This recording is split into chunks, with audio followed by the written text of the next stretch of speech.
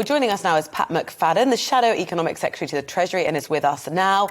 Pat, what is the solution, do you think? Well, the government's got to stop fighting among itself. We had a very unseemly row yesterday between the Treasury and the Business Department about who was involved in talks with industry and who wasn't.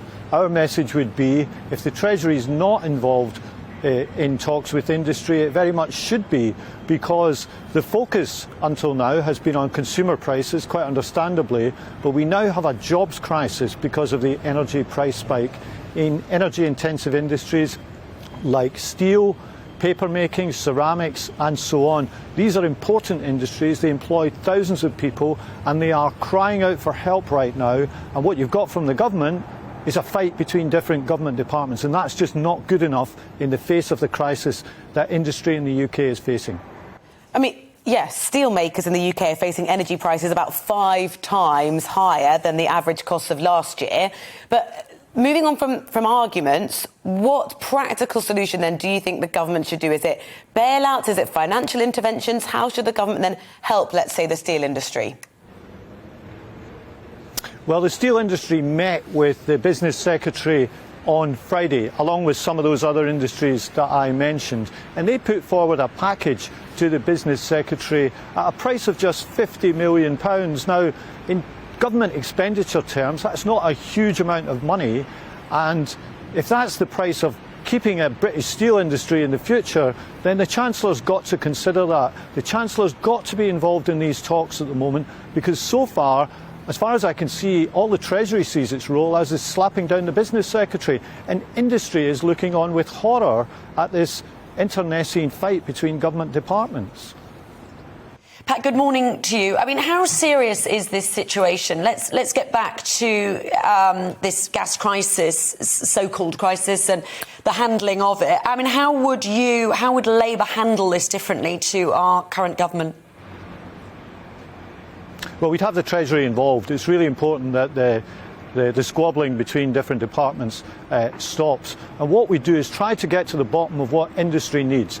As I said, one example is from the UK steel industry, who asked for a package of £50 million last Friday. The government hasn't responded to that.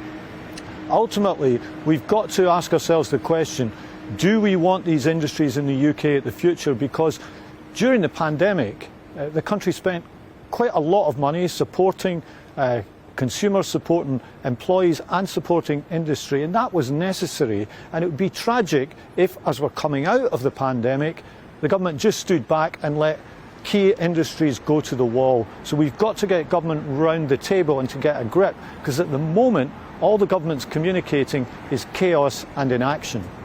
Well, they did create action. For example, CF Industries, you know, the US fertiliser firm that's responsible for about 60% of some of our carbon dioxide in the UK. And the government came in with £30 million emergency sort of effectively bailout funding. But they have said they don't want to pursue a policy of bailing out all of these different companies. Do you think that's wrong then, and they should be? Of course, you use a good example there of this carbon dioxide producer upon which so many other industries were dependent.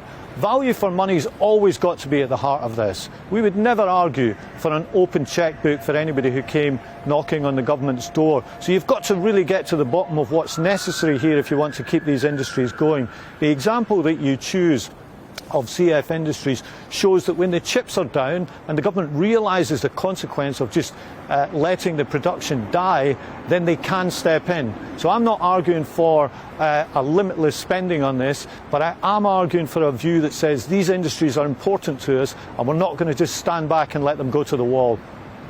Pat, I hope you don't mind us just asking you about something that we find, you know, is a talking point today. We've just shown a package about a school in St Albans who are giving 14-year-old pupils, boys, all boys school, workshops about consent, sexual violence and domestic abuse. Obviously that in response to the murders of Sarah Everard and Sabina Nessa. You know, these initiatives, what do you think of them? Are these important now in the current climate, would you say?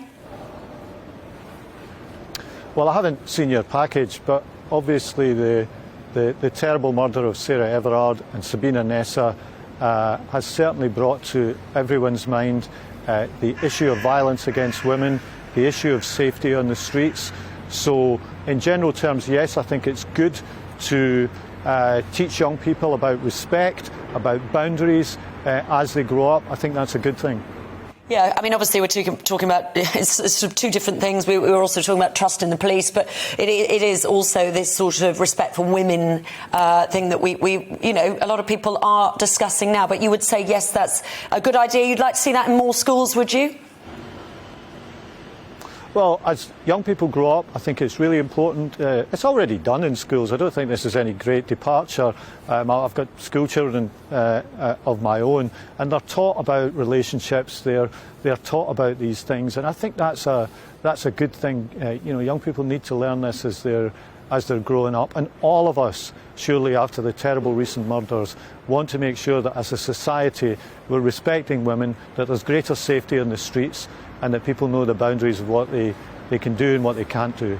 So I think that's a good thing to teach young people about this, yes. Welcome to the GB News YouTube channel. You can watch us live 24 hours a day, catch up on your favourite shows, and join in the conversation in the comments below.